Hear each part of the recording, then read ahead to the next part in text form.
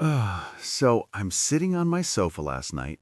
The lights are off. I have my bowl of popcorn. I'm watching this great new detective movie in English. I have the subtitles on. I'm feeling really good, Emma. I'm thinking, yeah, I'm finally doing it. I'm learning English. That sounds like a perfect Tuesday night. It was. Until the movie finished. I went to the kitchen to make some tea, and my roommate asked me a very simple question in English. He asked, "So, what was the plot of the movie?" And Emma, I froze. Nothing. My brain was empty. I couldn't even explain the first 5 minutes. Oh, I know that feeling so well. It's like the English was there in the room with you, but it didn't stay in your head. It just passed through. Exactly. I felt like a fraud. A fraud is someone who pretends to be something they aren't. I felt like I was pretending to learn, but I wasn't actually getting better. Welcome to Pod Studio. I'm Emma. And I'm Alex. Today, we're talking about a quiet little lie we tell ourselves. The idea that just watching movies is enough to make us fluent. It's a comfortable topic, isn't it? We all want it to be true because watching movies is fun. It's relaxing. But there is a big difference between watching and using a language. We want to look at why this happens and how we can actually move from being a passenger in the car to being the driver. So just sit back, grab a coffee, and join us for a chat. Before we start, if you want more fun English podcasts like this, hit the subscribe button right now and join our English learning family. It really helps us grow. So Emma, be honest with me. Do you ever feel guilty when you watch something? Like, if you turn on the subtitles in your own language, do you feel like you are cheating? All the time. I call it the subtitle trap. You feel like you're working hard because you're reading and listening at the same time, but really your brain is taking the easy way out. It's taking a shortcut. A shortcut? Yeah, a shortcut is a quicker way to get somewhere, but you might miss the scenery. When we use subtitles in our native language, our brain stops listening to the English sounds. It just reads. It's lazy. My brain is definitely lazy. Last night, I realized I wasn't even listening to the actors' voices. I was just reading the words at the bottom of the screen. It's like I was reading a book while some loud music played in the background. That's the problem. To be fluent, you need to engage with the language. To engage means to really participate or get involved in something. If you just sit there like a statue, the words just wash over you. It's like standing in the rain. You get wet, but you don't learn how to make the rain. That's a bit poetic for a Tuesday, Emma, but I get it. I've been standing in the rain for years. I watch Friends, I watch The Office, I watch Marvel movies. I know all the characters, but if you ask me to speak like them, I'm lost. I think it's because we focus on the story and not the blocks. The blocks? Think of a language like a house made of Lego blocks. The movie is the finished house. It looks great. But if you want to build your own house, your own English, you need to look at how the blocks are put together. You need to notice the small things. Like how they say, "How's it going?" instead of "How are you?" Exactly. Those are natural expressions, things people actually say in daily life. In movies, they use them all the time, but they go by so fast. If we don't stop and look at them, we lose them. I had a moment like that yesterday. An actor said, "I'll swing by later." I understood it because of the scene. He was getting into his car. But swing by, I would never say that. I would say, "I will come to your house later." Swing by is such a good one. It means to visit a place for a short time, usually while you are going somewhere else. It's very casual. Right. I'll swing by the grocery store on my way home. But because I was just watching, I didn't write it down. I didn't say it out loud. 5 minutes later, I forgot it.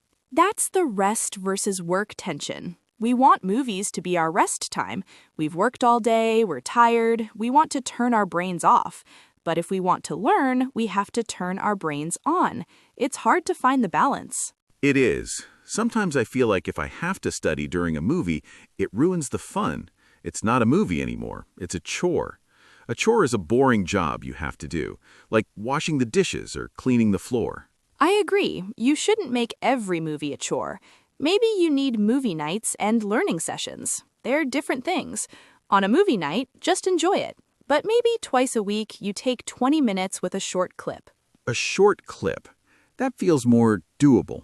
doable just means something that is possible to do without too much stress. Exactly. If you try to study a 3-hour movie, you will give up. But a 5-minute scene, you can handle that. You can watch it once for the story, then watch it again to pick up some words. I like that phrase, pick up. We use it for physical objects, like picking up a pen from the floor, but we also use it for learning things naturally, right? Yes, you pick up a habit or pick up an expression. It means you didn't sit down with a textbook to learn it, you just caught it from the environment. I think I pick up a lot of slang, but I don't pick up the grammar. For example, I hear people in movies say, I should have gone. But when I speak, I always say, I should go. I miss that small have in the middle. That's because it's a contraction. People squash the words together. Should have becomes should have. It sounds like one quick sound. If you only watch movies for the plot, your ear isn't trained to hear those tiny sounds. So how do we train our ears? Is it just about listening more? It's about active listening. Most of the time we are passive. Passive means you are letting things happen to you without doing anything, like sitting on a bus. Active means you are doing something. For English, that could be shadowing. Oh, I've heard of shadowing. It's where you repeat what the person says immediately after they say it, like a shadow follows a person. Exactly. It feels a bit silly at first. You're sitting in your room talking to your laptop, but it forces your mouth to move in ways it isn't used to. It builds muscle memory. Muscle memory, like playing the piano or typing without looking at the keys. Exactly. Your tongue and your lips are muscles. They need practice. If you only listen, your ears get strong, but your mouth stays weak. That's why so many learners can understand everything, but can't say anything. That's me. I'm the king of understanding and the servant of speaking. I can watch a whole documentary about space, but if you ask me, Alex, what do you think about the moon? I just say, it is, white and far. Don't be so hard on yourself. It's a very common stage. It's actually a good sign that you understand. It means the input is there. Now we just need to work on the output. Output. That's the speaking and the writing, the stuff that comes out of my head. Right, and movies are 100% input. They don't ask you questions. They don't wait for you to finish your sentence. They just keep going. That's the tension I feel, the silence versus noise problem. The movie is full of noise, but the learner is usually silent. That is so true. I am very silent when I watch. Sometimes I don't even move for 2 hours. My dog thinks I've died. Maybe we should try pausing more. I know it's annoying. You want to see if the hero escapes, but if you pause and ask yourself, wait, why did she use that word? It changes everything.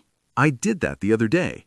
I was watching a drama and a woman said to her husband, I'm fed up. I paused it because I knew the word fed is the past of feed, like giving food, but she wasn't talking about dinner. And what did you realize? Well, I looked it up. Fed up means you are bored or angry because something has continued for too long. She was fed up with his excuses. That's a great soft learning moment. You used the context of the scene to realize the meaning was different. In real life, you'll hear that all the time. People say, I'm fed up with this weather, or I'm fed up with this traffic. Now I use it too. I told my roommate I was fed up with his dirty dishes in the sink. He wasn't happy, but my English was perfect. So we need to be a bit more curious. We need to be like detectives. Exactly. But there's another reason why movies aren't enough. It's the script. Movies aren't real life. In a movie, everyone speaks clearly, or at least the dialogue is written to be understood. There are no ums and ahs in the same way we use them. And everyone is so witty. Witty means being clever and funny with words. In movies, people always have the perfect answer. In real life, I usually think of the perfect answer 2 hours after the conversation is finished. Me too. Real life is messy. People interrupt each other. They change the topic suddenly. They use filler words. Filler words? Like well, actually, you know, or like? Yes, those words give our brains time to think. Movies have them sometimes to sound natural, but in real life, we use them constantly. If you only learn from movies, your English might sound too perfect or too stiff. Stiff means not relaxed, like a piece of wood. I've been told I sound a bit like a textbook. Someone said to me, "Alex, you speak very correctly, but you sound like you were reading a report." It hurt my feelings a little bit. Oh, don't let it. It just means you are very careful, but that's why we need to listen to things like podcasts or vlogs too, things that are a bit more raw. Raw, like uncooked meat? Yes, exactly. Raw language is natural, unplanned, and a bit messy. It's not cooked or prepared like a movie script. When we talk like this, we make mistakes. We repeat ourselves. That's what learners need to hear because that's how people actually talk in an office or a coffee shop. I noticed that you just said coffee shop. In a movie, they might say cafe, but in my neighborhood, everyone says coffee shop. It's a small difference, but it matters. It really does. It's about sounding like a local. You don't need to have a perfect accent, but using the right words for the right situation makes you feel much more at home in the language. I think I have a problem with overwhelming myself, too. To overwhelm means to give someone too much of something so they can't handle it. I try to watch a movie about lawyers and the vocabulary is just too much. I get frustrated and I want to quit. That's a big mistake many people make. They think, I am an adult, so I should watch adult movies. But sometimes a movie for teenagers or even a simple comedy is much better for learning. The language is more everyday. So you're saying I shouldn't start with Shakespeare? Maybe wait a few years for that. Start with things that happen in houses, in schools, or in offices, things you do every day. If you don't work as a doctor, you don't really need to know the English words for surgery or diagnosis right now. That makes me feel better. I always felt a bit childish watching simpler shows, but if it helps me speak better, who cares? Exactly. It's about building a foundation. A foundation is the solid base of a building. If the base is weak, the house falls down. If your everyday English is weak, your advanced English will never feel comfortable. I think my foundation has a few holes in it. I can talk about the global economy, but I struggle to explain how to fix a leaky faucet in my kitchen. A leaky faucet. That's a classic. A faucet is the thing in the sink where the water comes out, and leaky means the water is dripping when it should be off. See? That's real-life English. I need more of that. I think I will start watching how-to videos or vlogs about daily life. Those feel more direct. They are, and they often use the you perspective. First you do this, then you do that. It's very helpful for learning how to give instructions or explain your day. You know, Emma, we've been talking about why movies aren't enough, but I don't want people to think movies are bad. I still love them. Oh, absolutely. Movies are amazing for cultural context. They show us how they celebrate, how they argue, what they eat. They give the language a soul. A soul. I like that. Without the culture, a language is just a list of rules. Right. But the key is to be intentional. When you are intentional, you do something with a clear purpose or plan. If your purpose is to relax, fine. But if your purpose is to learn, you need a different plan. So, my new plan, no more zombie watching. Zombie watching? You know, when you just sit there with your mouth open, eyes wide, and nothing is happening in your brain. From now on, I'm going to be an active Alex. I love Active Alex.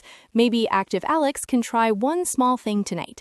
Just pick one scene, maybe 3 minutes long, watch it once, write down 3 expressions you like, and try to use them in a sentence. 3 expressions. That sounds doable. I can do that while my tea is cooling down. And don't worry about the grammar of those expressions too much at first. Just absorb them. To absorb means to soak something up, like a sponge soaks up water. I'll be a sponge. A very intentional movie-watching sponge. It's also okay to be imperfect. I think a lot of learners feel they have to understand every single word. If they miss one word, they get panicked. They feel they're failing. I do that. I hit the back button on the remote constantly. It takes me 4 hours to watch a 90-minute movie because I'm obsessed with hearing every the, and but. That sounds exhausting. You're missing the flow. The flow is the natural rhythm of the conversation. Sometimes you don't need every word to understand the gist. The gist? The gist is the general meaning or the main point of something. You don't need to know the color of the car or the name of the street to know that the main character is angry.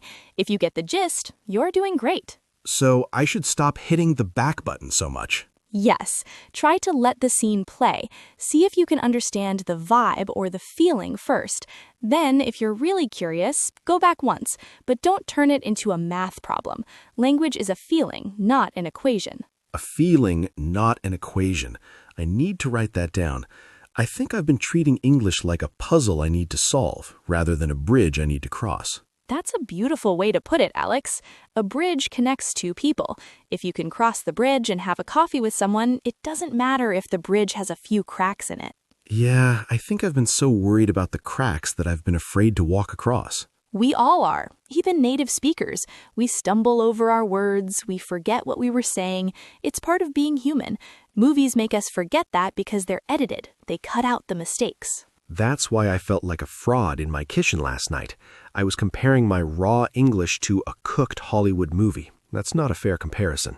Not at all. Your roommate isn't a scriptwriter, and you're not an actor. You're just two people talking about a movie. You're right. Next time he asks me a question, I'm just going to try to give him the gist, even if I use simple words. Even if I say, the movie was about a man. He was sad. Then he found a dog. Now he is happy. Honestly, that's a perfect summary. You communicated the story. That is success. It feels a bit small, but I guess small steps lead to big places. They are the only things that do. If you try to jump to the top of the mountain, you'll just fall. But if you take one step, then another, suddenly you're looking at the view. I'm ready for the view, but for now, I'm just going to focus on my 3 expressions tonight. I'm curious. What are you going to watch? I think I'll watch a cooking show. People talk very naturally about what they're doing. Chop the onions, turn up the heat. It's very practical. That's perfect. And you might learn some food words, too. Just watch out for the chef talk. Sometimes they get a bit intense. As long as I don't have to deconstruct a sauce, I think I'll be okay. Well, I think we should leave it there for today.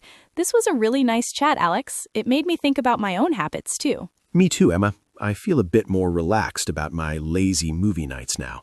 It's all about balance. Exactly. Enjoy the movie, but keep your detective hat nearby. Thanks for listening to us today at Pod Studio. It's been great to have you with us. We hope you feel a little more confident today.